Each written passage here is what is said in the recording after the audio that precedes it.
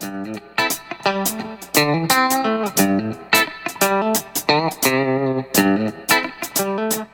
what's up guys, I'm holding the brand new Asus Zenfone Zoom and we are talking about the USP of this device right now, the camera. It has a 3x optical zoom that you can enable just by tapping the volume rocker or just by pinching out or pinching in. So up to 3x, you do not lose any detail. It also vibrates to tell you that you have reached the maximum optical zoom point.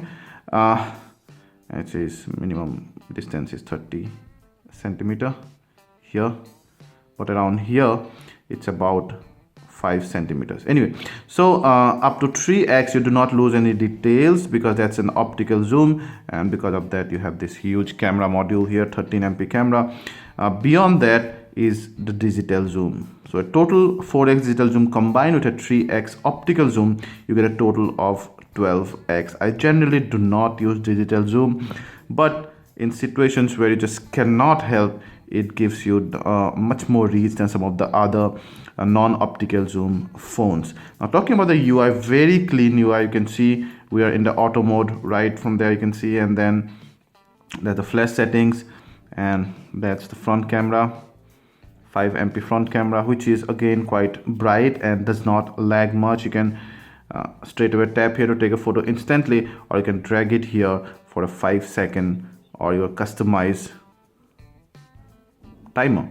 You can also go ahead and tap these for various beautification options. You see those? I don't use the front camera much, but anyway. So and then you have your settings. It's an extensive settings menu. You have your white balance, ISO, and then optimization, and 13MP in 4:3. It also has a 4-stop optical image stabilization, so that's another good thing. Another thing is that you have up to 1/16,000 shutter speed, and on the other end 32-second, very slow shutter speed. Also has video stabilization, although I doubt it has optical image stabilization in video. Smart brightness and some of the other stuffs out here. The lens is also very good. You can see it's a Hoya glass, 10 element glass, very nice. And also you see the camera module is very nicely situated so that the lens does not get hurt even when you keep the device on a flat surface, because the lens is situated, it's sitting behind the module here. So the module here will take all the impact if you keep your camera unknowingly forcefully here. Yeah, you can adjust the exposure just by long tapping. I can also adjust here just like that, but you have to enable that in the settings. Now, one slightly confusing might be for some people, specifically the photographers, is that you see that's the point to toggle between the auto and the M. Now in camera you generally show the button in whichever mode you are. For example, I'm in the auto mode. In camera you would see this written auto, but what it actually suggests is that by tapping this you can go to manual mode. So it can get confusing at times. It's written auto here, of course, but then generally this is more visible. Your eyes go naturally here because of the layout of the button. So it generally shows in camera language that I'm in manual mode, where I'm actually in auto mode. Now I'm in the manual mode, and suddenly if you go here you'll see, if you're confused whether you're in the manual or auto mode, you suddenly might think that, oh, I'm in the auto mode, but how can I customize this? So you'll see here, oh, I'm in the manual mode.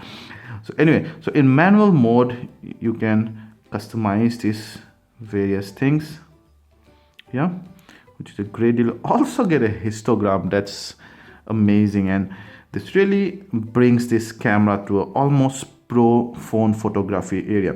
You get the usual modes there, manual. Also have a very high quality pixel master camera out there, depth of field, and some of the other things.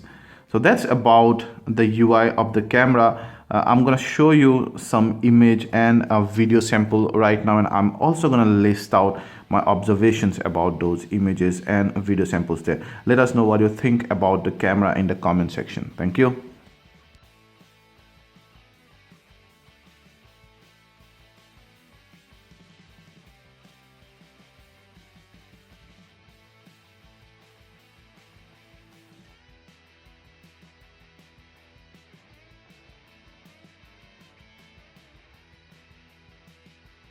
Hey, what's up YouTube? I'm holding the brand new Asus Zenfone Zoom and I'm sampling the 13MP camera because Zoom has a 3x optical zoom plus digital zoom, so total zoom is 12x, but we are recording this video and that's the optical zoom out there.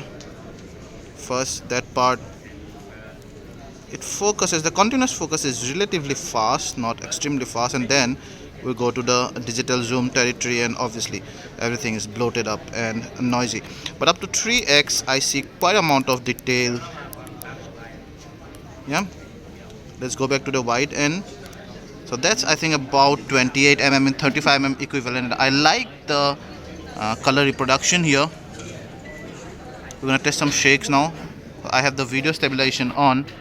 I don't think the video would be optical. The video mostly would be electronic, but I'll have to confirm that later. But you see, it's stabilizing the scene quite good here. Let's see how close you can go. So there I'm focusing, and then here, so it automatically does not change focus. I need to tap it and then it quickly change the focus thanks to the laser autofocus.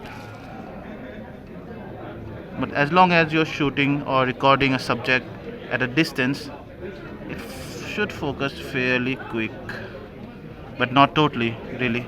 After all, I have to tap it. So not a blazing fast continuous autofocus, but still it would do. Yeah, so overall a good camera.